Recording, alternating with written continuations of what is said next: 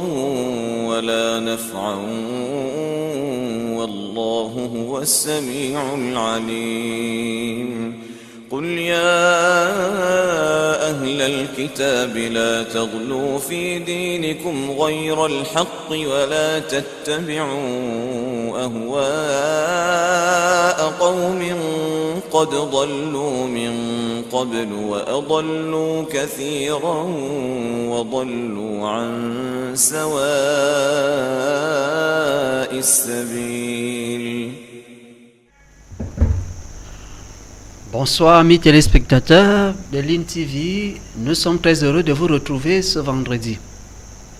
Louange à Allah le Tout-Puissant et que le salut soit sur notre prophète Mohammed sallallahu alayhi wa sallam. Nous avons comme cette journée, vous le savez bien, avec Au cœur de l'Islam, qui est votre émission hebdomadaire qui passe justement les vendredis. Nous avons toujours l'honneur de recevoir notre cheikh sur ce plateau pour développer. La semaine passée, nous avions justement entamé les 5 piliers de l'islam et nous nous sommes attardés justement au premier pilier, l'attestation de foi.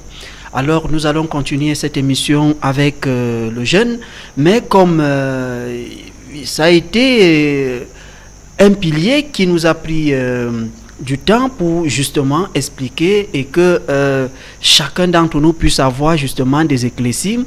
Voilà pourquoi nous avons jugé utile de continuer avec le deuxième pilier, mais nous avons jugé utile avec le jeûne du Ramadan pour justement être au moment opportun, à l'heure et à l'actualité, si vous voulez bien comprendre cela dans ce sens-là. Alors nous allons donc prendre d'abord un élément et nous allons continuer cette émission. Mais avant cela, nous allons prendre une transition et nous retrouvons sur ce plateau. قد ضلوا من قبل وأضلوا كثيرا وضلوا عن سواء السبيل. Bien, amis téléspectateurs, si vous êtes parmi nous, sachez que vous êtes bien sur Line TV. Le programme, c'est Au cœur de l'Islam. Au cœur de l'Islam, c'est votre émission hebdomadaire qui traite tout ce qui est trait à la religion islamique et surtout qui va dans le sens même réel, même en profondeur de la religion pour permettre aux uns et aux autres d'avoir et de comprendre réellement de quoi il s'agit. Alors, pour commencer cette émission, nous allons d'abord, pour clôturer justement partiellement le premier pilier qui est l'attestation de foi, nous avons jugé utile de prendre un élément parce que c'est un élément qui est émouvant. C'est une sœur qui s'est convertie en islam après justement les attentats de Charlie Hebdo. Si vous vous en souvenez bien, c'était en janvier 2015. Alors, elle détestait l'islam et justement, elle ne croyait pas en Dieu. Mais avec tout ce qu'il y a eu comme actualité derrière cet attentat et avec tout ce qu'on a traité, la religion islamique, elle a voulu savoir ce qui se cachait derrière, mais comme c'est Allah qui guide en islam, alors elle a fini par se convertir. Donc nous allons prendre cet élément et nous allons nous retrouver juste après pour justement entamer le deuxième pilier qui est dans le jeûne du mois de Ramadan. Alors bismillah, salam alaikum wa rahmatullahi wa barakatuh. Bonjour, je m'appelle Aude, j'ai bientôt 39 ans, Inch'Allah. J'ai 3 enfants, 3 garçons, un garçon de 10 ans et des jumeaux de 8 ans. Je viens d'une famille, je suis une petite famille avec juste un frère. On est 4 et d'une famille d'origine juive et nous sommes donc athées. J'ai côtoyé pas mal de musulmans dans ma vie. Mais la religion ne m'a jamais intéressée. J'étais athée, quoi. Je ne croyais pas du tout en Dieu. Donc les religions ne m'ont jamais intéressée, ni la religion catholique, ni la religion juive, ni la religion musulmane. Et je ne croyais pas en Dieu, du tout. Alors comme un peu tout le monde, je pense, de temps en temps, en pensant à la mort, je me disais, on verra bien. Mais non, pas du tout intéressée. Ce qui m'a amenée à l'islam, c'est donc 2 choses en fait qui sont arrivées en même temps. C'est en rapport avec les attentats de Charlie Hebdo en janvier 2015.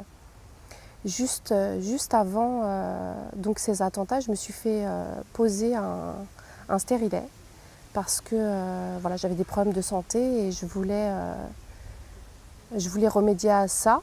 Et en me faisant poser ce stérilet, j'ai eu des effets secondaires plutôt catastrophiques. Mais ça, je m'en suis rendu compte par la suite. Je vous explique en fait quel est le rapport entre les deux. Et en fait, il y a eu les attentats de Charlie Hebdo. Et un peu comme pas mal de Français, je pense, j'ai été très bouleversée, très choquée. Et ça m'a choquée en fait. J'ai commencé à me poser beaucoup de questions. Et j'étais très triste et je pleurais tous les jours parce que je me demandais ce que je faisais là et qu'on pouvait mourir à chaque instant. Je sais qu'on n'y pense pas en fait dans la vie de tous les jours. On se dit qu'on va mourir un jour, mais on pense toujours que ça arrive aux autres.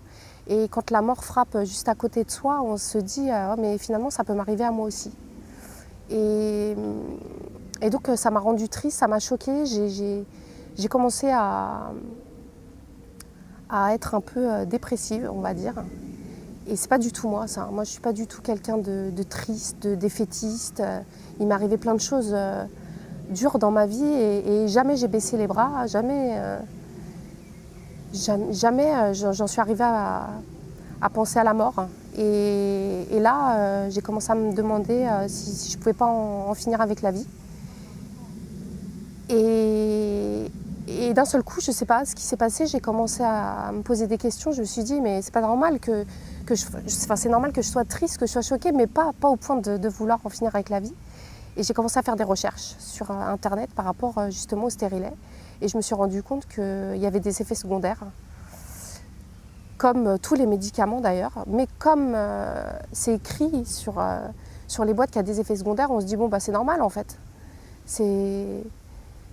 Ouais, c'est normal, il y a des effets secondaires, mais c'est normal. Et donc, j'ai décidé de me faire enlever le stérilet et 1 heure après, je n'avais plus les symptômes.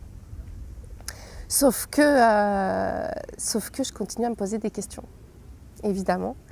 Et j'ai passé, je ne sais pas, à peu près une dizaine de jours à ne plus dormir, à passer mes journées et mes soirées et mes nuits sur le net à chercher un peu tout en fait. Ce qui concerne l'alimentation, ce qu'on nous donne à manger, les guerres. Je ne m'intéressais pas du tout à la religion en fait. Plus à ce que, comment dire, plus à ce que nous, l'homme, on se fait à nous-mêmes. Voilà. Pourquoi on prend des médicaments alors qu'on sait que ça nous fait du mal? Pourquoi on mange de la nourriture alors qu'elle nous fait du mal? Pourquoi il y a des guerres? Et donc pourquoi Charlie Hebdo et pourquoi pas Dieudonné, puisqu'il fallait prendre parti aussi à ce moment-là.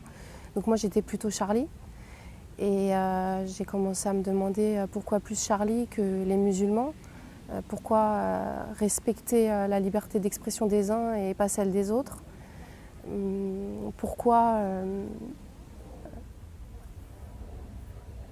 on vote, pourquoi on croit en Dieu, pourquoi on ne croit pas, voilà, plein de questions comme ça. Et subhanallah, le 19 janvier, donc c'était un jeudi matin, je me souviendrai toujours, toute ma vie jusqu'à ma mort, Inch'Allah. Je me suis réveillée et je croyais en Dieu. Voilà, il n'y avait plus le moindre doute. Allah existait et je ne me suis pas demandé si c'était un autre Dieu ou une autre religion. C'était une évidence. Je me rappelle que j'ai envoyé un message au père de mes enfants et je lui ai dit je crois en Dieu, je vais me reconvertir. Voilà, donc il m'a appelé tout de suite. Qu'est-ce qui se passe? Qu'est-ce qui t'arrive? Je lui ai dit Dieu existe. Voilà.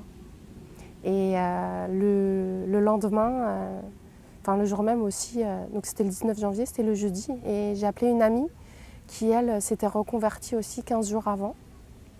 Et elle est venue à la maison le 20 janvier, le vendredi, le lendemain, et elle m'a fait prononcer la shahada. Voilà. Et le vendredi aussi, j'ai croisé une amie que je côtoyais depuis longtemps qui portait le djellab et je lui ai demandé si le voile était obligatoire. Elle m'a répondu écoute, moi oui, je vais te dire que le voile est obligatoire. Voilà, donc le samedi, après avoir fait la shahada, je portais le voile. صاغوا للمجد رسالتهم وأبوا إلا نورا هديا بهم قد زانت ذي الدنيا وسموا حبا قصد العليا صاغوا للمجد رسالتهم وأبوا إلا نورا هديا النور بهم صدقا ظهرا وأضاء الدنيا مزدهرا يا من تبغون الخير غدا يجلو الليل ضياء القمر هنا عطشا ليست تروى. Ensuite, voilà, ça a été très très compliqué au niveau bien sûr de mon travail, de l'école.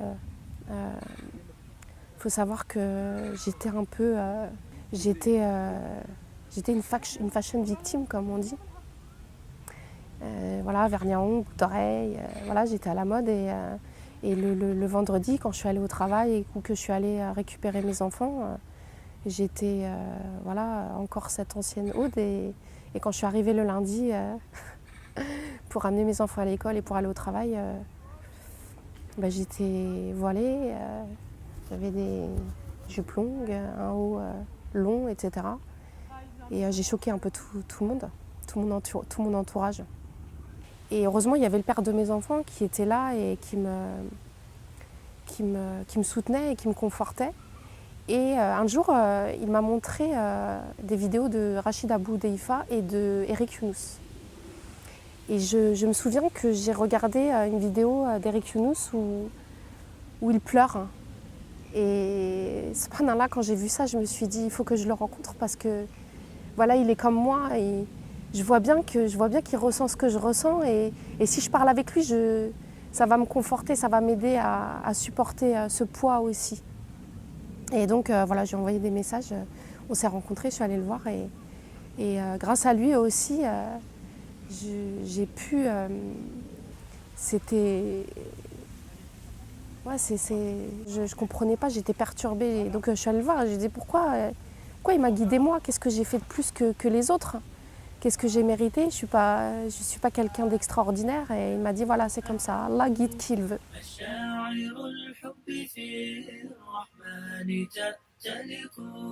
تصغي إلى القلب في شوق له ألق لطف تسوق حكاية الوفاء إلى عزيزة النفس يعقل ربى الأفق. Alors, une fois que je me suis convertie, ça a été un mélange de... Alors, il faut savoir que j'étais euphorique et en même temps...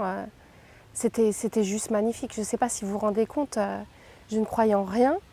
Et ensuite, je croyais en tout. C'est-à-dire que je croyais évidemment en Allah, mais je croyais aux anges, je croyais au shaitan, je croyais... Et en même temps, c'était énorme. Je pleurais tout le temps. Parce qu'autour de moi, j'avais pas beaucoup de gens qui croyaient en Dieu. Je pense que je suis allée vers lui, que j'ai recherché... je pense que j'ai ouvert mon cœur. J'ai compris que j'ai enlevé la fierté que j'avais en moi, j'ai enlevé toutes les idées préconçues que j'avais dans ma tête, tous les préjugés aussi. Et j'avais pas de préjugés pourtant vis-à-vis de la religion, etc. Mais j'étais plus... je ne crois que ce que je vois.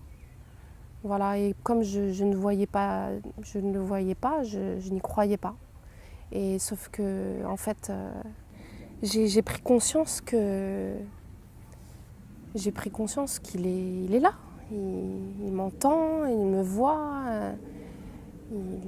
Toutes les preuves de son existence sont là. Le ciel, subhanallah, les arbres, notre corps. Si on est là, c'est grâce à lui et tout ce que je fais aujourd'hui, c'est pour lui. Tout ce que je fais aujourd'hui, c'est le remercier pour ce qu'il nous donne. C'est magnifique. Je pense que voilà, je me suis ouverte et il m'a guidée.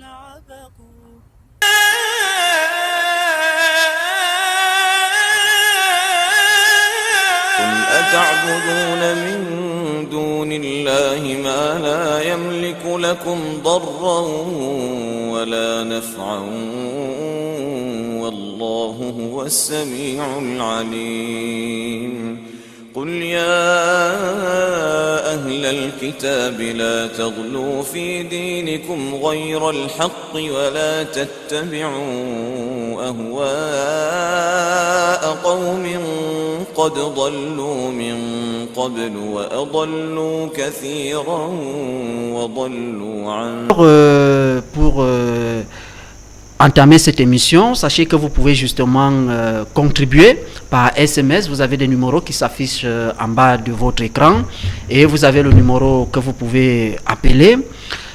Nous allons donc entamer le deuxième pilier que nous avions jugé aborder cette semaine, le jeûne du Ramadan. Alors, salam alaikum, Cheikh.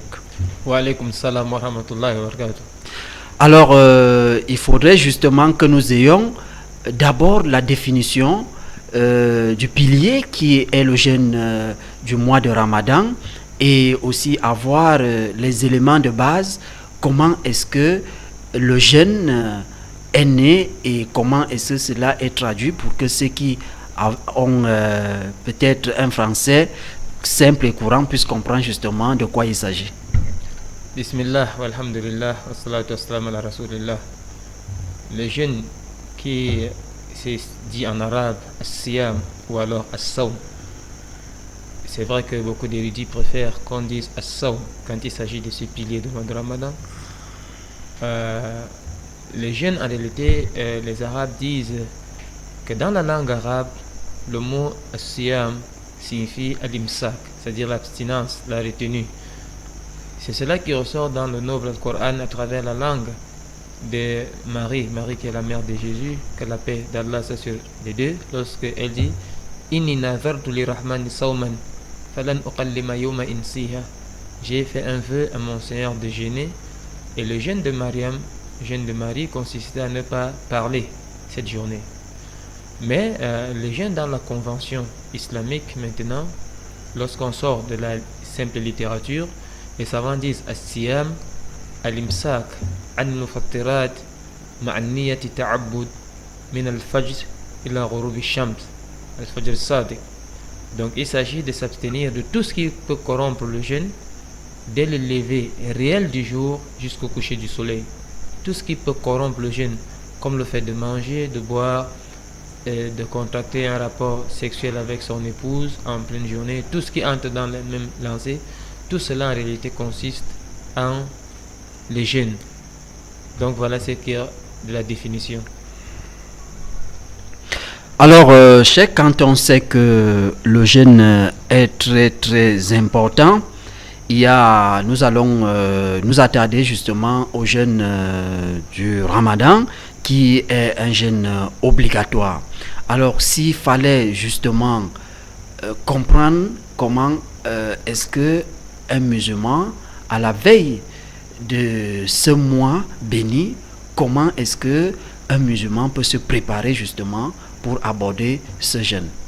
Alors il est très important de noter que Ramadan en soi c'est un mois qui fait partie intégrante des 12 mois dont le Seigneur a mentionné dans le noble Coran. Allah subhanahu wa ta'ala dit Inna iddata shuru inda Allah 12 shahran fi kitabillah yawma khalaqa as-samawati wal ard al-aya. Certes, le nombre de mois près d'Allah sont 12, et ça dès le jour où Allah créa les cieux et la terre. Donc le mois de Ramadan occupe donc le numéro 9, il est le 9e mois de l'année hégirienne, situé entre le mois de Sha'ban qui est en train de tirer vers sa fin et le mois de Shawwal qui vient après le mois de Ramadan. Mais il faut préciser que lorsque nous voulons parler du jeûne, avant de traiter du jeûne et des caractéristiques ou alors des comportements que l'on devra avoir, le croyant, lorsque il pratique cet acte d'adoration, revenons un peu sur le mois en soi. Si nous avons situé le mois en tant que le 9e mois de l'année, mais l'histoire, ce mois a beaucoup de valeur. Ce mois a beaucoup de valeur dans la mesure où c'est le mois qu'Allah a choisi pour faire descendre le Coran. Car Allah dit dans le verset du Coran, Shahru Ramadan alladhi unzila fihi al-Quran huda lin-nas wa baynati min al-huda wal-furqan. Ces jours sont le mois de Ramadan durant lequel le Coran est descendu comme guide pour les gens, preuve de la bonne direction et du discernement. Le mois de Ramadan, c'est le mois aussi durant lequel Allah a confié la mission au prophète Mohammed sallallahu alayhi wa sallam, qui est sorti de ses statuts d'un simple citoyen de société, mais connu tout de même pour son intégralité morale, pour ses bons comportements. Il était quelqu'un de très généreux, on l'appelait As-Sadiq, le véridique, on l'appelait Al-Amin, le digne de confiance, pour devenir un Nabi, pour devenir le prophète d'Allah subhanahu wa ta'ala, l'humanité tout entière. Allah subhanahu wa ta'ala choisit ce mois, n'est-ce pas, pour confier cette mission difficile au prophète Muhammad sallallahu alayhi wa sallam. Et le mois de Ramadan aussi est un mois d'expiation des péchés, parce que le prophète sallallahu alayhi wa sallam dit Man sama ramadana imanan wa ihtisaban ghufira lahu ma taqaddama min dhanbi. Quiconque jeûne le mois de Ramadan avec foi et espoir a ses péchés antérieurs qui lui seront pardonnés. Et le mois de Ramadan aussi, dans la même lancée, pour discuter simplement du pardon, il y a une panoplie de récits. Le messager d'Allah dit As-salawatul khams wal jumu'a ila jumu'a wa ramadan ila ramadan mukaffirat ma bainahunna idha ijtunibat al-kaba'ir. Il dit alayhi salatu wassalam, entre les prières d'un vendredi à un autre, d'un ramadan à un autre, cela constitue l'expiation des péchés aussi longtemps qu'on évite les grands péchés. Alors les érudits, à la lumière des récits comme cela, voient qu'il y a des grands péchés, il y a des petits péchés. Tout ça sont des péchés, mais en termes d'ampleur, il y en a qui sont certainement plus importants que d'autres. Et d'ailleurs, les savants donnent des indications pour qu'on puisse reconnaître un péché grand. C'est-à-dire le fait d'être menacé par un châtiment dans l'au-delà ou un châtiment ici-bas, l'avilissement, l'humiliation, la malédiction, tout ça, c'est, par exemple, le messager d'Allah dit, celui qui fait ceci est maudit. Par exemple, la'ana Allahu man la'ana walidayhi, Allah maudit celui qui maudit ses parents. On déduit que la malédiction des parents constitue un grand péché. La'ana Allahu man dhahaba li ghayrillah, Allah maudit celui qui mole pour un autre en dehors de lui. Ça, c'est un grand péché. C'est l'associationnisme. Donc, le messager d'Allah dit, entre les 5 prières, d'un vendredi à un autre vendredi, d'un ramadan à un autre ramadan, tout cela constitue une source d'expiation des péchés aussi longtemps qu'on évite les grands. Et le mois de Ramadan aussi, c'est le mois durant lequel, lorsque ce mois entre, toutes les portes du paradis sont ouvertes, toutes les portes de l'enfer sont fermées et les démons rebelles sont enchaînés. Parce que le messager d'Allah dit إِذَا دَخَلَ رَمَضَانَ فُتِيَتْ أَبْوَابُ السَّمَاءِ وَغُلِقَتْ أَبْوَابُ الْجَهَنَّمِ وَفُسِدَتْ مَرْدَةُ الدِّينِ. C'est-à-dire, dès que Ramadan entre, toutes les portes de l'enfer sont fermées, toutes les portes du paradis sont ouvertes et les démons rebelles sont enchaînés. C'est pourquoi vous voyez quand même que même l'opinion reconnaît que lorsque le mois de Ramadan arrive, les musulmans sont généralement plus sérieux que d'habitude. Donc cela peut se justifier par ceci. Et puis le mois de Ramadan, c'est aussi le mois durant lequel, comme le signifie le messager d'Allah, que celui qui pratique ce qu'on appelle la Umrah, la visite pieuse, parce que vous avez le pèlerinage à la maison sacrée de la Mecque, qui se passe en des mois connus, mais vous avez d'autres visites à la Mecque, mais qu'on n'appelle pas Al-Hajj, le pèlerinage, mais qui sont la Umrah, cette visite pieuse. Le messager d'Allah, alayhi salatu wassalam, dit, celui qui accomplit la visite pieuse dans le mois de Ramadan a la récompense de celui qui a fait le pèlerinage, mais pas n'importe quel pèlerinage, un pèlerinage accompagné du prophète Muhammad sallallahu alayhi wa sallam. Donc franchement, le mois de Ramadan, c'est un mois vraiment où Allah extirpe du feu de l'enfer les âmes damnées. Et c'est un mois de bien, c'est un mois où des miséricordes abondantes descendent du ciel. Et c'est aussi le mois dans lequel se trouve la nuit du destin, qui est meilleure que 1000 mois d'adoration. Imaginez, 1000 mois d'adoration s'estime à 83 ans, 4 mois, mais Allah dit c'est meilleur que 1000 mois d'adoration. Donc vous pouvez rattraper dans une nuit, c'est-à-dire une durée de vie d'adoration, pas une durée de vie comme ça. Vous savez, si quelqu'un vit, par exemple, 83 ans, il ne peut pas estimer qu'il a adoré Allah durant 83 ans. Il y a dans la vie des situations, il y a dans la vie des choses à faire. Tu peux dormir, tu peux manger, tu peux te reposer, tu peux discuter. Mais lorsqu'on parle de l'adoration dans le sens profond, on voit quand même que celui qui vit 83 ans, 4 mois ne peut pas avoir 83 années d'adoration. Alors de ce point de vue, dans le mois de Ramadan, quelqu'un peut rattraper plus de 83 ans, 4 mois d'adoration. Tout cela se trouve dans le mois de Ramadan. C'est pourquoi le mois de Ramadan, c'est un mois merveilleux. Et l'acte qui est l'acte de jeûne dans le mois de Ramadan, Allah se l'attribue, comme dans le récit. Allah lui-même s'adresse à ses serviteurs. Il dit Kullu amal ibn Adam law illa sam fa innahu li wa ana ajzi. Tous les actes d'adoration du fils d'Adam appartiennent au fils d'Adam, sauf le jeûne, dit Allah. Le jeûne m'appartient et c'est moi qui rétribue le jeûne. Parce que dans le jeûne, vous avez une école de sincérité. Allah dit dans le verset dans ce hadith toujours, il a abandonné sa nourriture, sa boisson et ses désirs passionnels pour moi. Parce qu'en réalité, personne ne peut avoir une pression humaine de jeûner. Il peut faire le petit malin dehors, mais quand il entre dans sa chambre ou dans sa pièce, il peut manger en cachette. Alors si vraiment il se prive franchement pour son Seigneur. Parce que tout autre acte d'adoration en dehors du jeûne a des témoins.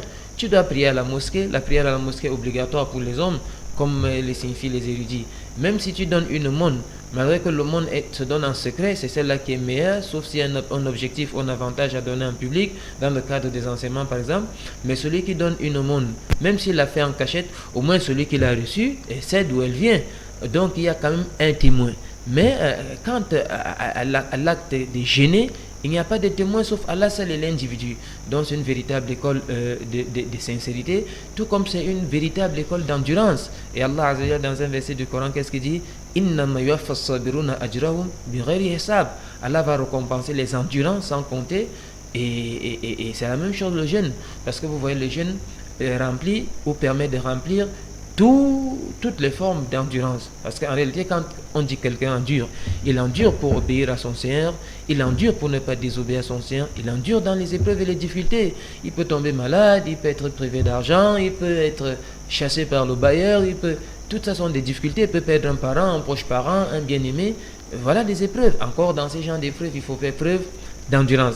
Alors vous retrouvez tout cela dans le jeûne, parce que lorsque vient le mois de Ramadan, vous voyez comment les musulmans s'attellent à poser des actes d'adoration, toute leur énergie avec beaucoup d'assiduité, et vous voyez comme ils évitent les péchés au maximum, et vous voyez aussi qu'ils endurent sur ce décret qu'Allah a décrété pour eux, la famine, ne serait-ce que durant une période de temps comme ça. Alors effectivement, le but de cet acte d'adoration qui est le jeûne consiste, comme le Seigneur lui-même il a dit dans le verset du Coran, c'est-à-dire de parvenir à la piété. Parce que notre Seigneur il dit Ya ayyuhalladhina amanu kutiba alaykumus siyam kama kutiba alal ladhina min qablikum la'allakum tattaqun. Oh vous qui avez cru, il vous a été recommandé de jeûner, tout comme il a été recommandé à ceux qui vous ont précédés. Peut-être vous parviendrez à la piété. Alors il faut quand même préciser que Allah Azza wa Jal, il n'interpelle pas l'humanité ici, il dit vous qui êtes croyants. Il en est ainsi parce que les croyants sont les seuls qui répondent aux injonctions divines. Beaucoup de gens savent que ça c'est permis, ça c'est interdit, faibles de foi, ils peuvent se jeter dans n'importe quoi. Mais Allah sait que s'il interpelle ses serviteurs croyants, ce sont ceux-là qui collaborent à ces injonctions. C'est pourquoi en ce qui concerne l'institution du jeûne, Allah dit Ya ayyuhalladhina amanu kutiba alaykum siyam. Oh vous qui avez cru, il vous a été ordonné par votre Seigneur de jeûner. Mais ce n'est pas tout. Kama kutiba alal ladhina min qablikum. Et aussi, ne pensez pas que vous êtes les premiers à jeûner. Les peuples qui vous ont précédés ont aussi reçu l'ordre de leur Seigneur de jeûner. De ce point de vue, cette approche coranique est quand même rassurante. Parce que vous savez, l'homme n'est pas toujours courageux quand c'est lui qui doit expérimenter pour une première fois quelque chose. Mais quand il sait que quelqu'un avant lui a fait, il déduit que c'est faisable. Donc avec beaucoup de facilité, il peut s'y mettre. Mais Allah dit la'allakum tattaqun, pour parvenir, n'est-ce pas, c'est-à-dire à la piété. Et cette piété, effectivement, qui est la source du bonheur absolu dans la vie d'ici et dans la vie de l'au-delà. Quand les érudits, lorsqu'ils définissent la piété, ils disent la piété consiste à ce que tu établisses entre toi et le châtiment d'Allah une barrière, en mettant en pratique ce qu'Allah t'ordonne de faire et en t'abstenant de ce qu'Allah t'interdit. Donc voilà grosso modo ce qu'on peut dire en guise d'introduction sur le jeûne du mois de Ramadan. Alors, Cheikh, nous savons que le mois de Ramadan donc, est un mois béni. Alors, s'il fallait justement, il y a des préoccupations de certains qui justement voudraient comprendre le verset où Allah demande à Mariam, la mère de Jésus, qui justement demande de manger, d'en boire et que son nez se réjouisse. Si elle voit quelqu'un, qu'elle demande, elle dit à la personne qu'elle a voué un jeûne à Allah. Alors, comment on peut comprendre Si le jeûne c'est l'abstinence, le jeûne c'est justement, vous l'avez évoqué tout à l'heure, essayer justement de s'écarter de certaines choses. Et comme c'est une œuvre pieuse, c'est entre vous et Allah, alors elle doit être sincère. Alors, comment est-ce que un jeûne, quels sont les éléments qui entrent en jeu pour justement mener à bien un bon jeûne? Alors, pour mener à bien un bon jeûne, il nous paraît d'abord d'estimer le but même du jeûne. Alors, le but du jeûne apparaît clairement dans ces récits prophétiques afin de parvenir à la piété. La piété, nous l'avons déjà définie, il s'agit de mettre en pratique toutes les recommandations divines et il s'agit de s'abstenir de tous les interdits. Et le musulman est appelé à adorer Allah tout le temps. L'adoration du Seigneur s'arrête à la mort. Mais il n'est pas interdit que dans certaines périodes, on puisse fournir plus d'efforts. Parce que le prophète sallallahu alayhi wa sallam, si vous voyez un musulman qui fournit plus d'efforts dans le mois de Ramadan, il a un modèle. Le compagnon général Anas bin Malik, il dit Kana Rasulullah sallam ajwad nas wa ajwad ma kana fi Ramadan. Le prophète sallallahu alayhi wa sallam était l'homme le plus généreux et devenait encore plus généreux dans le mois de Ramadan, car Jibril venait et révisait le Coran avec l'ange Gabriel. Le prophète sallallahu alayhi wa sallam, chaque mois de Ramadan, alors il devenait encore plus généreux, il était plus généreux qu'un vent qui souffle. Donc effectivement, pour mener à bien le jeûne, il faut d'abord estimer la grandeur du mois, la grandeur de l'acte d'adoration et la visée ultime même pourquoi est-ce qu'on adore. Donc, il faut savoir que lorsque nous parlons du jeûne, il ne s'agit pas seulement de nouer la relation avec le Seigneur, il faut aussi nouer la relation avec les êtres humains. Voilà d'ailleurs pourquoi le texte révélé n'a pas oublié cet aspect. Celui qui aide un jeûneur à rompre son jeûne aura la récompense du jeûne sans qu'on annule pour le jeûneur. Donc vous avez en même temps une relation à nouer avec le Seigneur. Allah ne doit plus jamais vous trouver où il ne veut pas vous voir, et Allah ne doit pas vous manquer où il veut vous voir, et que le commun des hommes sent en vous quelqu'un de différent, quelqu'un qui a changé, quelqu'un qui est agréable à vivre, comme l'islam le recommande tout le temps. Mais si on fait plus d'efforts, on fournit plus d'efforts dans le mois de Ramadan, voilà ce qui est voulu. Quant à ce qui concerne, comme vous l'avez signifié, le cas de Marie, qu'est-ce qu'il s'agit? Ça, c'est la définition du jeûne dans la littérature. Le jeûne ici pour Marie ne consistait pas à s'abstenir de boire et de manger, mais c'était de s'abstenir, comme dans la langue arabe, as-siyam al-kafu anishay, c'est-à-dire le fait de se retenir pour une chose quelconque. En ce qui concerne Marie, il fallait s'abstenir de parler.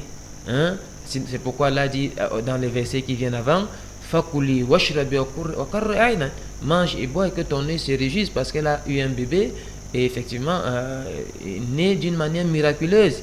Si on n'a jamais entendu qu'un enfant est né sans qu'il y ait un contact entre un homme et une femme, que ce soit dans l'illicite ou l'illicite, l'illicite dans le cadre du mariage, l'illicite dans la fornication ou l'adultère. Mais qu'un homme vienne comme ça, de cette manière, ça c'est un très grand miracle. C'est d'ailleurs pourquoi, si on se réfère à l'histoire telle que le récit nous est mentionné, ce récit de Marie et de la naissance miraculeuse de Jésus vient précisément d'un certain nombre d'endroits dans le Coran, mais Allah le lit toujours avec le récit de la naissance miraculeuse de Jean aussi, parce que vous savez que Jean, lorsqu'il est né des parents vieillards. Zacharie était vieux, sa femme était vieille, quand bien même elle était jeune, elle ne pouvait pas donner d'enfants, mais lorsque Zacharie se souciait des enfants d'Israël, il voyait un peu en eux des gens qui s'oubliaient un peu, et il avait peur que s'il meurt, que la prophétie ne puisse plus continuer. Il a demandé à Allah de lui accorder un enfant. Allah a accordé Jean. Donc la naissance de Jean aussi, elle est miraculeuse. Un homme âgé de 80 et poussière, une femme de 70 et poussière, Allah leur a donné Jean. Mais Allah a fait suivre par un miracle plus impressionnant encore que celui de la naissance miraculeuse de Jean, la naissance miraculeuse de Jésus, fils de Marie, où aucun homme, l'homme n'a pas contacté un rapport charnel avec la femme. Et tout cela pour nous montrer la toute puissance de notre Seigneur, qui est capable de créer de plusieurs manières. Il a créé Adam, il n'a pas de père, il n'a pas de mère. Il a créé Ève d'un homme, puisque c'est la côte d'Adam, et il nous a fait venir à travers des gouttes de sperme éjaculées après, dans un contact sexuel. Et maintenant il a fait venir, si la figure était une figure de 4 côtés, il a fermé le 4e côté avec quelqu'un qui est venu d'une femme sans homme, et il a choisi Jésus, fils de Marie, pour cette naissance miraculeuse, afin que le commun des êtres humains agrandisse davantage leur Seigneur, qui est capable de créer de plusieurs manières. Alors, amis téléspectateurs, vous pouvez justement contribuer par SMS dans cette émission. Vous avez des numéros qui s'affichent en bas de votre écran. Vous avez la page Facebook au cœur de l'islam. Vous pouvez contribuer et vous pouvez revoir cette émission dans la page YouTube. Ça veut dire que vous avez la possibilité justement d'être en contact avec nous. Alors, Cheikh, pour justement comprendre de quoi il s'agit, nous avions justement des jeûnes. On parle ici, on parlait du jeûne de Ramadan, on parle du jeûne de l'expiation, on parle du jeûne du vœu de pieux. Alors ces jeûnes-là, quelle est la différence de ces trois jeûnes si ces jeûnes-là étaient obligatoires? Alors effectivement, il faut savoir que les jeûnes, de manière générale, comme tout acte d'adoration d'ailleurs, vous avez un acte strictement obligatoire et un acte surrogatoire. L'acte surrogatoire, c'est un acte que si vous l'avez délaissé, vous n'avez pas de péché, mais si vous le faites, vous avez des récompenses. Le Seigneur, dans sa sagesse immense, qui aimerait que la provision de son serviteur au jour de la résurrection soit considérable, fait en sorte que chaque fois qu'il légifère un acte d'adoration, il le couronne par un acte surrogatoire afin de multiplier les bonnes œuvres de son serviteur. Alors la même chose, vous avez le jeûne obligatoire et le jeûne strictement surrogatoire. Alors le jeûne obligatoire, c'est le jeûne obligatoire du mois de Ramadan qui est le meilleur de tous, et vous avez le jeûne de vœux et le jeûne expiatoire. Le jeûne expiatoire, c'est lorsque quelqu'un commet un acte qui le culpabilise. Par exemple, en pleine journée de mois de Ramadan, quelqu'un s'oublie, il contracte un rapport sexuel ou charnel avec son épouse, lui devra jeûner 2 mois successivement. Ça, c'est l'expiation pour ce péché. Et il y a d'autres jeûnes, il y a d'autres causes d'expiation des péchés, même si à ce moment-là, on ne jeûne pas 2 mois successivement. Il y a parfois l'expiation, il faut jeûner 3 jours, et tout cela en fonction du péché. Mais c'est strictement obligatoire ici. Et vous avez le jeûne de vœux. Le jeûne de vœux aussi obligatoire, mais c'est le jeûne où quelqu'un, il s'impose lui-même quelque chose qu'Allah n'a pas rendu obligatoire. Il est peut-être malade, ou il est par exemple malade, il dit Allah, si tu me donnes la santé, je vais jeûner 10 jours. S'il retrouve la santé, effectivement, il doit jeûner 10 jours. Mais il est quand même très important de préciser que beaucoup d'érudits n'encouragent pas aux serviteurs de prendre le vœu. Le serviteur, s'il a besoin de quelque chose, il n'a qu'à demander à son Seigneur sans faire de contrepartie. Que de dire à Allah, me voici malade, si tu me guéris, je vais jeûner 10 jours. Il n'a qu'à demander à Allah de les guérir, un point, un trait. Pas plus, pas moins, parce qu'Allah, effectivement, il est capable de tout cela, il est très généreux. Voilà pourquoi beaucoup d'érudits n'encouragent pas les gens à prendre des vœux, que ce soit dans le jeûne ou dans n'importe quoi d'autre, mais c'est de se tourner vers Allah lorsqu'on est dans un souci et un besoin quelconque. Et cela nous contredit justement par le verset du Coran où Allah fait l'éloge de ceux qui font le vœu. Allah dit Yufuna bin nadr.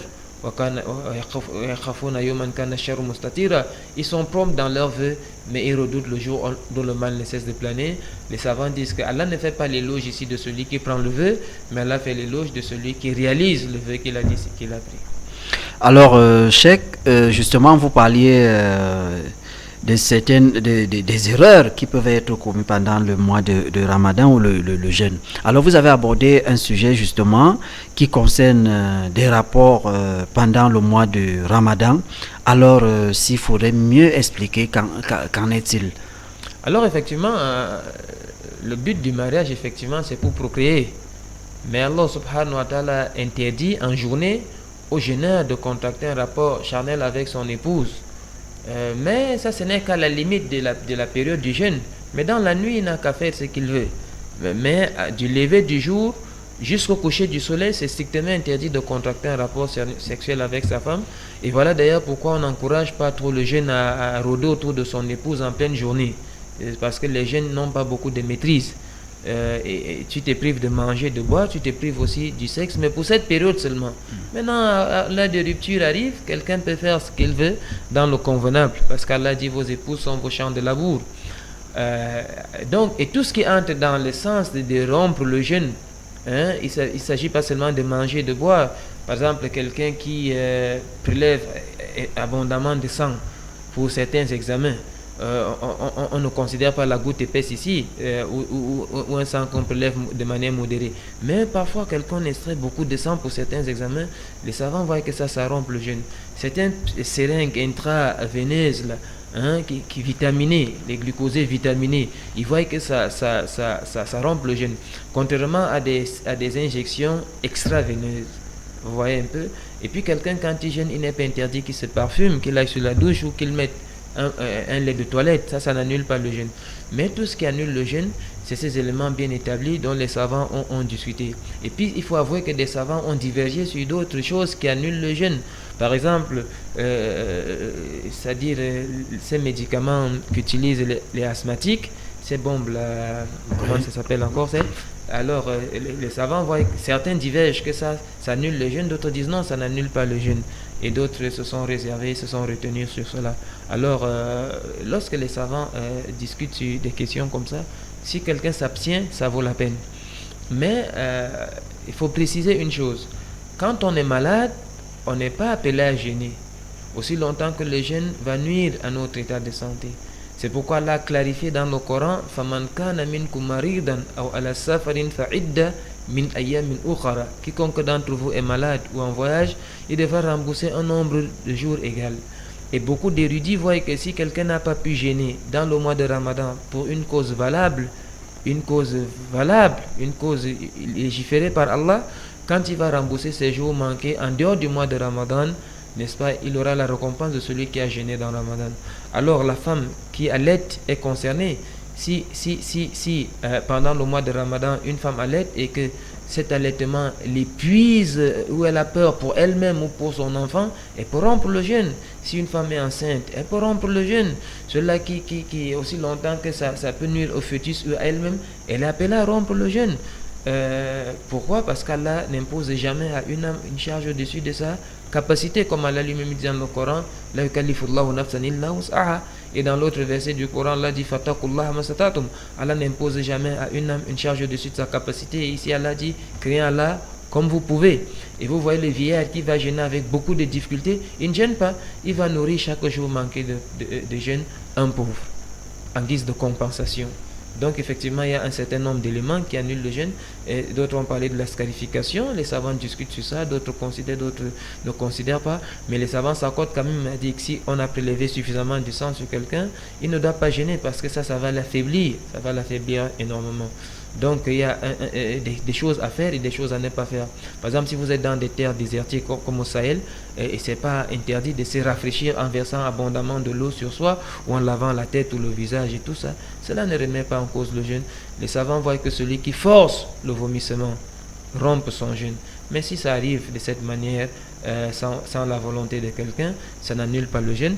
Et les savants voient que celui qui mange par oubli ou par erreur, il a oublié. Vous voyez, il a oublié, il s'est oublié, il a mangé, il a bu, ça n'annule pas le jeûne. Dès qu'il se rappelle, il cesse de manger et continue son jeûne. Et ça, c'est pas seulement la parole des savants, c'est la parole du prophète Mohammed sallallahu alayhi wa sallam qui dit Man akala ou shariban, celui qui a oublié, il a mangé, il a bu, qu'il continue son jeûne, c'est son Seigneur qui l'a abrévé. Donc vous voyez quand même qu'il n'y a vraiment pas de pression dans cet acte d'adoration et comme dans le restant des actes d'adoration de l'islam, car vous avez 11 mois où vous pouvez manger comme vous voulez, mais le Seigneur voudrait que vous vous disciplinez, pas pour ne pas manger du tout, mais pour régulariser quelque peu l'alimentation. Alors, amis téléspectateurs, nous sommes bel et bien au cœur de l'islam. Le programme, c'est au cœur de l'islam, tout à fait. Et nous sommes vendredi depuis 21h. Alors, nous allons justement prendre une pause publicitaire, une publicité ou deux, pour revenir justement sur ce plateau et essayer de voir des SMS et des messages qui nous ont été envoyés par des réseaux sociaux. Alors nous prenons une pause publicitaire et nous nous retrouvons juste sur ce plateau.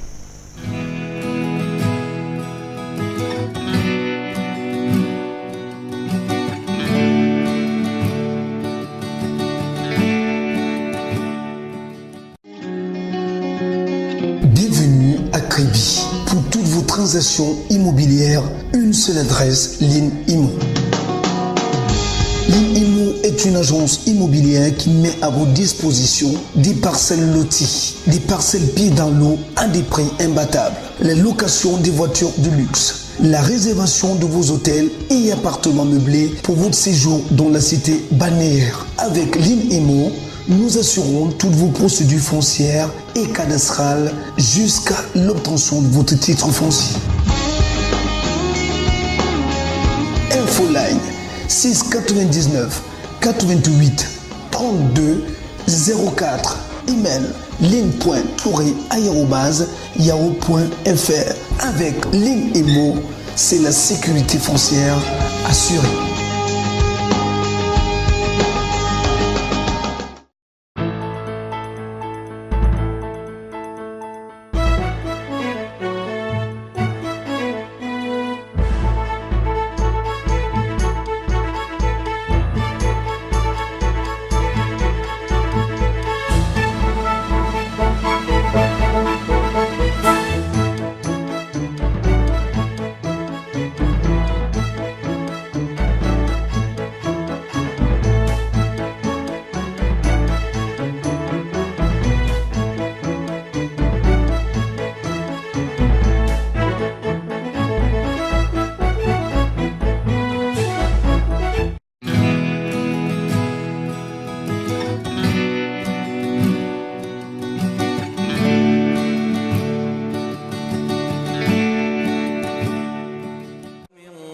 قد ضلوا من قبل وأضلوا كثيرا وضلوا عن سواء.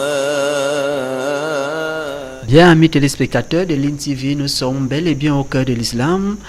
Nous sommes heureux de vous retrouver et nous sommes avec Cheikh Abdallah. Nous abordons le deuxième pilier, le jeûne du mois de Ramadan. Alors, il y a une dame qui a envoyé justement un SMS. Ce SMS, elle pose le problème, c'est qu'elle voudrait savoir comment est-ce qu'une femme doit coordonner son mois de Ramadan. Si elle a des menstrues, comment elle peut combler le jeûne si ça arrive vers la fin, c'est-à-dire que si une semaine à la fin du Ramadan, et comment elle peut combler, et si ça traverse, comment est-ce qu'elle peut le faire avant l'autre mois. En ce qui concerne cette question, effectivement, la femme, lorsqu'elle est dans cet état, elle ne prie pas, elle ne gêne pas. À la seule différence qu'elle rembourse les jours manqués de jeûne, elle n'a pas à rembourser les jours manqués de prière. Car la mère de grand Aïcha disait, ces choses nous arrivaient du vivant du messager d'Allah. On remboursait les jours manqués de jeûne, mais on ne remboursait pas les jours manqués de prière. Cet état est un état naturel qui ne dérange en rien.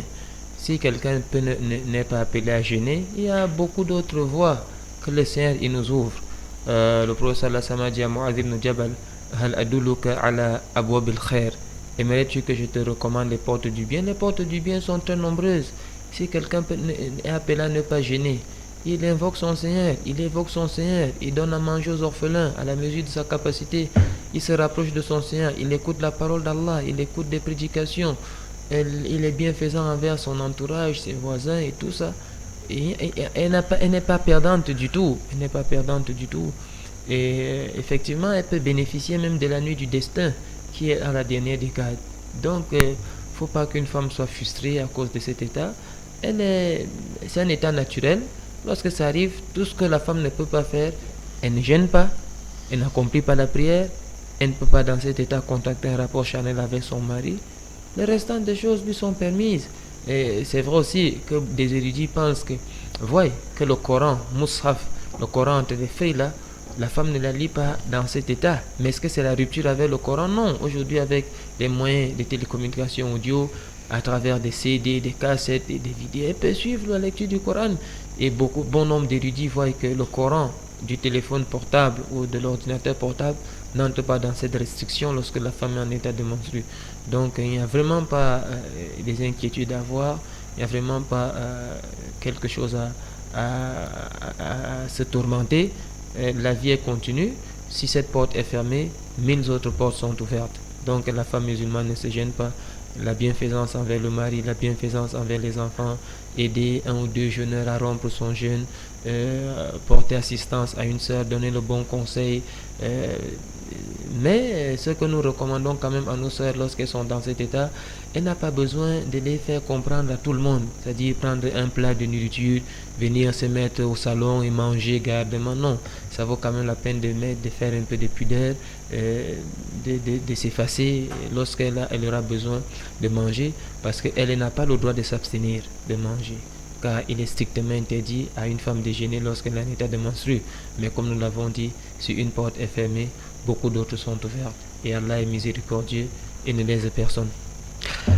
Alors, Cheikh, il y a Omar qui pose la question de savoir comment est-ce qu'il est possible à un couple d'écouter le Coran justement à travers la lecture du Coran à travers une radio ou un autre appareil audio pendant les rapports sexuels. Est-ce que c'est permis? Bon, ça c'est pas interdit, c'est pas interdit, mais de toutes les façons, c'est pas agréable non plus que le Coran soit en train de passer et quelqu'un soit occupé à autre chose. On pense quand même que dans cet état-là, on n'est vraiment pas penché vers le Coran. Parce que le Coran, quand on l'écoute, il faut suivre sa lecture, comme Allah dit dans le Coran. Lorsqu'on lit le Coran, il faut l'écouter, il faut faire silence et l'écouter. Mais si un couple est en train de faire l'acte sexuel, ce qui ne fait pas un problème du tout, au même moment où on met le Coran, c'est difficile de dire que c'est strictement interdit parce qu'il n'y a pas un argument qui dit que c'est interdit, mais on n'a pas un argument qui puisse l'interdire. Donc, ce qu'il y a lieu de faire, c'est de voir si vraiment on serait intéressé à suivre le Coran. Alors, il y a une question aussi de Mohamed qui demande, est-ce que vous avez parlé tout à l'heure du fait que quand on jeûne, justement, on peut oublier qu'on est en train de jeûner et qu'on se retrouve en train de consommer de la nourriture. Alors, qu'est-ce qu'on fait à l'instant où on se rappelle qu'on est en train de jeûner? On annule la journée ou... Non. Ouais. Si on a oublié, le prophète Allah samedi, Inna Allah tajawazan ummati al-khata wa nisyan mastukru alayh. Allah a pardonné à ma communauté l'erreur et l'oubli et ce qu'ils ont fait par contrainte. Et dans le verset du Coran, les Corans disent Rabbana la tu'akhidna in nasina wa ta'na. Notre Seigneur ne nous saisit pas si on oublie, on a commis une erreur. Allah dit Kad fa'altu. Je ne peux pas vous saisir pour ça. Alors si quelqu'un a mangé par erreur et par oubli et qu'il se souvienne, il sait simplement de manger, de boire et continue son jeûne. Il n'annule pas son jeûne, il continue son jeûne et ne remboursera jamais cette journée. Alors, Cheikh, comment est-ce que, pour justement aller vers la fin de cette émission, comment est-ce que on peut donc justement coordonner le fait que après le mois de Ramadan, il y a 6 jours, certains qui jeûnent. Est-ce que les jours après le mois de Ramadan sont obligatoires? Non, les 6 jours dans le mois de Shawwal ne sont pas obligatoires. Mais au moins, le prophète samedi, Man sama Ramadan, thumma atba'ahu sittan min Shawwal, ka'annama sama dahr. Quiconque jeûne le mois de Ramadan, il le fait suivre par 6 jours dans le jeûne du mois de Shawwal. C'est comme s'il a jeûné toute l'année. Donc, parmi les signes qui prouvent que le jeûne dans le mois de Ramadan est accepté, c'est de le faire suivre encore par le jeûne. Et si quelqu'un connaît seulement le jeûne dans le mois de Ramadan et en dehors du mois de Ramadan, il ne jeûne aucun jeûne surrogatoire, on n'est pas très très rassuré que ça c'est un véritable jeûneur. Car comme le prophète sallallahu alayhi wa sallam dit, Ahabbul amal illallah adwamuha. Les actes les plus aimés d'Allah sont les actes qu'on fait sans interrompre. Donc le jeûne du mois de Shawwal, au contraire, lorsque quelqu'un finit le jeûne de Ramadan, il a encore plein de forme, il a encore plein de force, il s'est adapté. Un mois, c'est pas 2 jours. Et s'il faut ajouter 6 jours à 29 ou à 30, c'est pas le bout du monde. On encourage vraiment les gens à jeûner le mois de Shawwal. Mais il faut quand même faire quelques approches. Si une femme, par exemple, vous avez parlé du cas de celle qui est en état de menstru. Certaines femmes ont en 3 jours, 4 jours, 5 jours, 6 jours, 7 jours, peut-être d'autres peuvent aller plus loin. Si elle n'a pas pu jeûner durant 3 jours, par exemple, ou 4 jours, par exemple, elle complète d'abord ses jours manqués dans le mois de Ramadan, parce que Shawwal c'est un mois, et puis maintenant elle jeûne les jours de Shawwal. Mais si quelqu'un estime qu'en remboursant d'abord les jours manqués dans le mois de Ramadan, la personne ne pourra pas faire les deux, à ce moment-là, il faudra, c'est-à-dire avancer Shawwal, car Shawwal est limité dans le mois. Alors la personne jeûne les 6 jours de Shawwal dans Shawwal et rembourse les jours manqués de jeûne obligatoire une autre fois. Mais si quelqu'un peut faire les deux, il faut d'abord privilégier les jours manqués dans le mois de Ramadan et de faire Shawwal. Mais dans le cas où on suppose que si je vais rembourser les jours manqués et je n'ai les 6 jours de Shawwal, je ne peux pas le faire dans Shawwal, alors je privilégie Shawwal qui est limité dans le temps. Et les restants des jours, je le ferai, je rembourserai plus tard. Alors, il y a Ibrahim qui pose la question de savoir comment se comporter quand quelqu'un du livre lui salue. Assalamu alaikum. Les savants ont divergé dans ça. Beaucoup voient que si on disait wa alaikum, et toi aussi la salam, wa alaikum, c'est-à-dire vous dites assalamu alaikum, wa alaikum et vous aussi, ou alors il rembourse clairement la salam, parce que Allah dans le Coran n'a pas fait de restrictions. Allah dit si on vous adresse le salut de l'islam, rendez par pareil ou par meilleur. Allah n'a pas fait une précision, c'est des croyants, des non-croyants. Donc de ce point de vue, les savants ont divergé. Chacun travaille avec ce qu'il trouve plus facile. Alors, amis téléspectateurs, nous sommes arrivés au terme de cette émission. Nous vous remercions d'avoir été de nôtres. Nous remercions aussi le cheikh qui était là parmi nous. Et nous remercions aussi Allah pour nous avoir permis justement d'accomplir, de permettre à certains de comprendre cette émission, et toute la sagesse reste à Allah. Et nous disons aussi à ceux qui n'ont pas pu nous avoir de justement avoir l'application, parce que parfois il n'est pas très facile avec le câblage, que parfois ça lâche beaucoup certains qui n'arrivent pas justement à envoyer des SMS, mais c'est indépendant de notre volonté. Alors nous vous remercions d'avoir été des nôtres, nous remercions la grande équipe qui s'est mobilisée pour la production de cette émission. Nous aurons aussi la possibilité justement la semaine prochaine, Inch'Allah, de revoir l'élément qui justement a fait clic tout à l'heure. Nous vous présentons nos excuses pour cela, et nous remercions aussi naturellement ceux-là qui ont mis l'initiative, le projet LinTV sur pied, et aussi ceux-là qui ont contribué de près ou de loin dans cette émission. Et à vendredi prochain. Assalamu alaikum wa rahmatullah, cheikh. Wa alaikum salam wa rahmatullah wa barakatuh.